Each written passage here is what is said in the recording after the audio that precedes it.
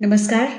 आज विश्व युवा दिवस के अवसर पर मैंने स्वामी विवेकानंद जी के चरित्र को, उनसे संबंधित कुछ महत्वपूर्ण बातों को काव्य के रूप में, शब्दों के रूप में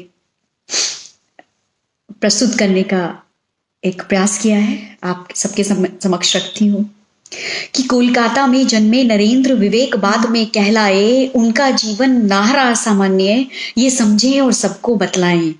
आजादी के अमृत महोत्सव में उनके चरित्र का गुणगान गाना है। वो चरित्र अद्भुत अतुल्य सा युवा शक्ति को बोध कराना है।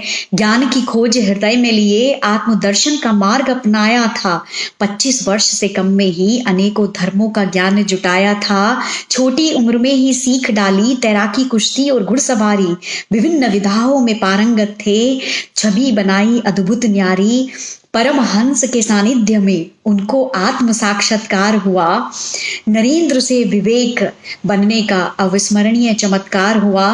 पहन भगवा यौवन में उसने भारत पैदल भ्रमण कर डाला था। रामकृष्ण परमहंस का वह शिष्य उत्कृष्ट निराला था। कठिन परिश्रम किया उसने, पढ़े डाले धर्म अनेक। बुद्धि तर्क से बढ़कर है मानव जीवन में विवेक। विश्व धर्म सम्मेलन में पहुंचा वो सन्यासी अकेला था। उस सभागार में असंख्य देशों का मानो मेला था। विश्व मंच पर भारतीय संस्कृति के सम्मान की हट जो ठानी थी। भारत माँ के प्रेम से ओतप्रोत उस युवा की संपूर्ण जवानी थी। बहनों भाइयों जैसे बोला करतल ध्वनि से गूंजा सभागार। वो वचन थे उसके हटकर कुछ जो बने अमर और यादगार। उसी समय उसने विश्व पटल पर भारतीय संस्कृति का परचम लहराया था। अथक प्रयासों से उसके माँ भारती का सपूत कहलाया था। यदि युवा निर्देशित करे तो दुनिया बेहतर हो जाएगी। तुम आदर्शवादी नहीं बने तो राष्ट्र पहचान खो जाएगी। अध्यात्म विद्या जीवन दर्शन के बिना ये विश्व अनाथ हो जाएगा।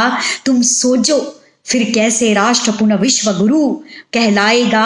युग प्रवर्तक युग चेतना बनकर समृद्ध सशक्त राष्ट्र बनाना होगा। संकल्पित होकर अपने अंदर खोया विवेक जगाना होगा।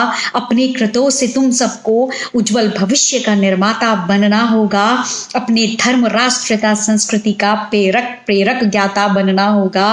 राष्ट्र प्रेम हृदय में जागृत करने का एक अलौकिक आनंद है। ध्यान से देखो, पहचान करो, हर युवा देश का विवेकानंद है। हर युवा देश का विवेकानंद है। जय हिंद, जय भारत।